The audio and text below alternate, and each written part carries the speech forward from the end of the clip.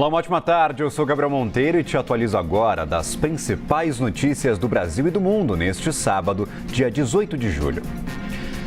Nós começamos falando sobre a guerra no Oriente Médio. Isso porque o Irã disse que não vai mais cumprir os compromissos do acordo que foi assinado com os Estados Unidos no mês passado. Em um pronunciamento escrito e divulgado hoje, o líder supremo do país, Mojtaba Khamenei, afirma que a assinatura de Donald Trump não tem valor e não é confiável. O analista sênior de internacional, Américo Martins, atualiza a situação para a gente. Uma ótima tarde a você, Américo. Tínhamos dúvidas se o cessar-fogo ainda duraria, se teríamos uma extensão das negociações. Este documento, publicado hoje, tira essas dúvidas? Tira sim, Gabriel. Muito boa tarde para você, boa tarde para todos que nos acompanham. A gente já tinha tido o presidente Donald Trump dizendo que para ele o acordo de paz tinha acabado e agora nós tivemos a mesma confirmação pelo lado iraniano. Mojtaba Khamenei, que é o líder supremo do país, divulgou esse comunicado por escrito, como você disse, dizendo que a assinatura do presidente Donald Trump naquele memorando de entendimento não valia, aspas, absolutamente nada e também não tinha credibilidade, fecha aspas.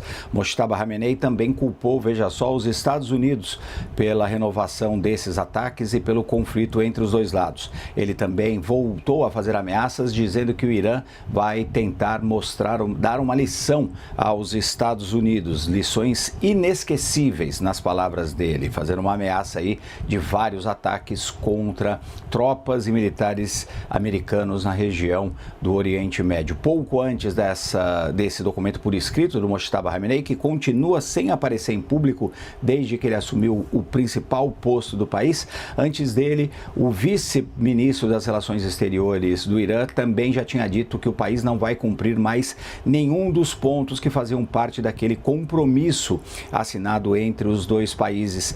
Esses pontos incluíam, por exemplo, liberar o Estreito de Hormuz, que na prática está fechado. Enquanto os líderes fechavam aí as portas para alguma saída diplomática, os dois países continuavam fazendo sérios ataques dos dois lados. Os Estados Unidos chegaram a destruir uma planta de dessalinização de água nas proximidades do Golfo Pérsico e voltaram a atingir algumas pontes, infraestruturas civis no Irã. O Irã respondeu também atacando bases militares dos Estados Unidos e destruindo, segundo as autoridades do Kuwait, uma planta de dessalinização de água no país vizinho e que é um aliado dos Estados Unidos. Essas plantas de dessalinização, Gabriel, são muito importantes naquela região do mundo porque existem secas muito profundas, uma região em grande parte desértica e sem fontes de água. As populações são obrigadas a utilizar a água do mar que passa por esse processo de dessalinização justamente nessas usinas que foram atingidas. Então isso tem um impacto muito grande na população civil. Nós temos, ao mesmo tempo, esse aumento dos ataques contra alvos civis, inclusive pelos dois lados, e o fechamento das possibilidades de negociação neste momento. Isso indica que nós vamos continuar vendo mais violência naquela região. Gabriel. Acompanhamos a situação no Oriente Médio, agradeço. Falamos agora sobre outro conflito, este no leste europeu. A Ucrânia lançou hoje o ataque mais letal contra a Rússia em mais de 2 anos. Pelo menos 8 pessoas morreram. Outras 62 pessoas ficaram feridas, 15 delas em estado grave. O ataque com drones atingiu 2 armazéns de distribuição logística, um deles que fica perto de Moscou. As imagens que você está vendo agora na tela mostram enormes colunas de fumaça escura saindo dos locais atingidos. O presidente ucraniano Volodymyr Zelensky afirma que os centros logísticos estão a 700 quilômetros de distância da linha de frente da guerra. Kiev alega que estes locais eram usados para a fabricação de drones russos. Saímos dos conflitos no mundo e falamos agora sobre disputa tarifária. O governo federal deve consultar ainda o setor produtivo brasileiro antes de decidir se vai aplicar ou não a tal lei da reciprocidade contra os Estados Unidos. Essa medida seria uma resposta ao novo tarifaço americano de 25%, que passa a valer a partir da próxima quarta-feira. O Planalto também apresenta um plano de auxílio econômico para as empresas afetadas. Essa deve ser a interação entre o governo e os setores atingidos. Assunto para o repórter Pedro Moreira. Pedro, seja bem-vindo à nossa programação. Uma ótima tarde a você. Oi, Gabriel, obrigado. Ótima tarde para você também, para quem nos acompanha. Olha, essas conversas com o setor produtivo vão ser coordenadas pelo Ministério do Desenvolvimento, Indústria, Comércio e Serviços e devem começar na semana que vem. O governo quer ouvir dos empresários a opinião deles sobre possíveis medidas de reciprocidade para definir se vai tomar essas medidas e também quais medidas seriam essas com base na Lei da Reciprocidade Econômica aprovada pelo Congresso no ano passado. A gente lembra que entre as opções previstas na lei estão, por exemplo, tarifas retaliatórias, contra o país que tenha aplicado medidas contra o Brasil, também a suspensão do repasse do pagamento de royalties de patentes originárias daquele país, dentre outras medidas. O empresariado é contra, tem medo de que isso possa escalar ainda mais a situação, provocar novas tarifas por parte dos Estados Unidos, e é por isso que o governo vai manter essas conversas na próxima semana. A princípio, conversas informais, isso porque na Lei de Reciprocidade Econômica há mecanismos que prevêem a consulta ao setor produtivo, mas por enquanto essa lei não vai ser acionada, vão ser consultas informais e o governo deve ouvir dos empresários, Gabriel, um pedido para uma nova fase daquele programa Reintegra, que devolve parte dos impostos pagos pelos empresários no caso de produtos fabricados aqui, mas destinados ao mercado externo. E deve, como você disse, também oferecer novas linhas de crédito e de financiamento por meio daquele plano Brasil Soberano, que foi criado no ano passado, quando as primeiras tarifas foram anunciadas por parte dos Estados Unidos. O ministro do Desenvolvimento, Indústria e Comércio, Márcio Elias Rosa, acredita que dessa vez o montante que o governo vai ter que implementar nesse socorro a esses setores será menor do que aquele que foi disponibilizado no ano passado. Ao todo, o Plano Brasil Soberano prevê aportes de até 15 bilhões de reais. Então a gente aguarda o início dessas conversas entre o governo e o setor produtivo para saber se o executivo vai colocar em prática a Lei de Reciprocidade Econômica. Gabriel. Perfeito. O risco é esta reação americana, a eventual adoção do olho por olho, dessa devolutiva brasileira, por isso que os empresários estão bastante receosos. Ainda acreditam numa nova lista de exceções, apesar de o governo dos Estados Unidos falar que ela não vai existir. Obrigado, Pedro.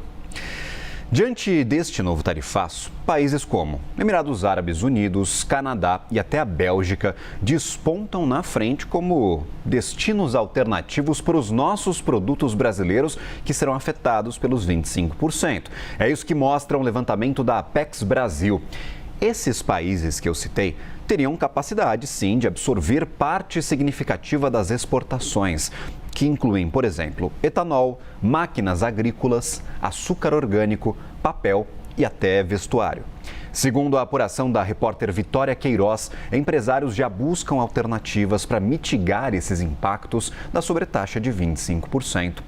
Entre as apostas está justamente a diversificação de mercados para países com acordos comerciais com o Brasil. Há alguns setores que não têm essa alternativa, não veem oportunidade de diversificar e vender para outros segmentos, mas há uma boa parte dos produtos afetados que pode ser redirecionado. O senador e pré-candidato à presidência Flávio Bolsonaro acusou o ministro do Supremo Tribunal Federal, Alexandre de Moraes, de agir por vingança. A declaração vem após o ministro decidir manter a prisão domiciliar do ex-presidente, mas endurecer as restrições. Thaisa Medeiros está acompanhando este caso e traz informações para a gente. Thaisa, boa tarde. Gabriel, boa tarde a você e a todos. É isso, Flávio Bolsonaro classificou como covarde, cruel, ilegal e desproporcional essa medida tomada pelo ministro Alexandre de Moraes de proibir as visitas dos familiares por 30 dias ao ex-presidente Jair Bolsonaro. Flávio disse que usar a força que o Estado lhe conferiu para satisfazer os seus devaneios não é justiça, é vingança. Falou que o pai foi enterrado vivo apenas com a cabeça para fora e que vem tomando chutes de Alexandre de Moraes constantemente.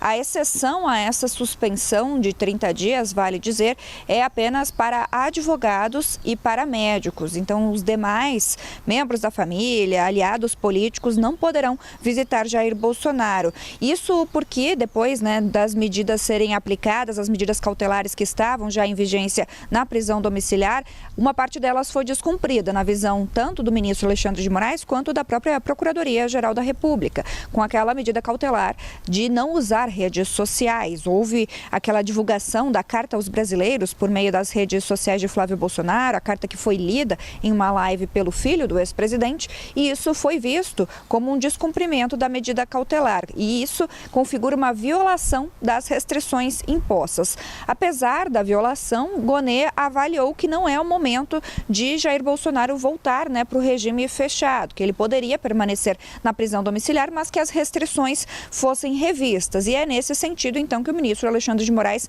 manteve a prisão domiciliar, mas endureceu muitas das regras que eram impostas ao ex-presidente Jair Bolsonaro. Ele também está proibido de receber aliados políticos até as eleições, com finalidade político-eleitoral até o meados de outubro. No documento, o magistrado também afirmou que o que a defesa alegou sobre a carta aos brasileiros não é uma justificativa plausível. Isso porque é absolutamente contraditória aos fatos. Ele cita, por exemplo, que o próprio título do documento, que é a carta aos brasileiros, já dava a entender que Jair Bolsonaro queria que esse documento fosse divulgado e que viesse a público. Então, ele pontua uma contradição que a defesa teria colocado aí ao justificar que Jair Bolsonaro não tinha ciência de que a carta seria divulgada por meio das redes sociais de Flávio Bolsonaro. Flávio, então, que pontua que a decisão do ministro Alexandre de Moraes é ilegal e desproporcional.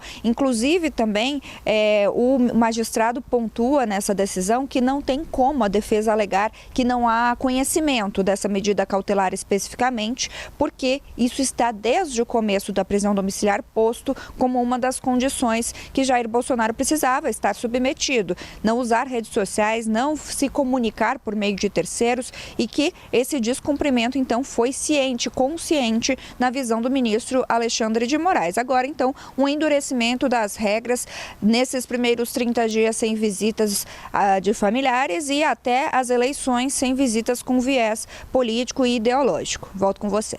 Obrigado, Thaís. Inclusive, já temos uma tentativa e uma negativa do ministro do Supremo Tribunal Federal de uma visita com teor político. O mesmo ministro Alexandre de Moraes negou, por enquanto, o pedido para o presidente da Argentina, Javier Milei, visitar Jair Bolsonaro.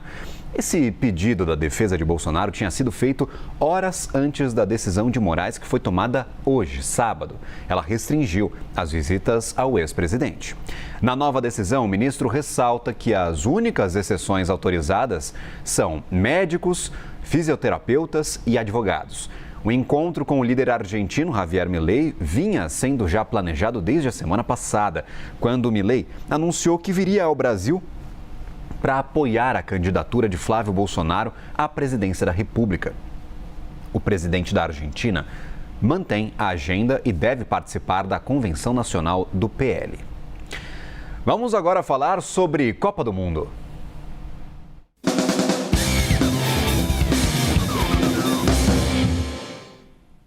E hoje tem disputa pelo terceiro lugar da Copa. França e Inglaterra se enfrentam em Miami. A disputa pelo bronze do campeonato coloca frente a frente duas seleções com históricos bem diferentes. A França já jogou 3 vezes na busca pelo terceiro lugar.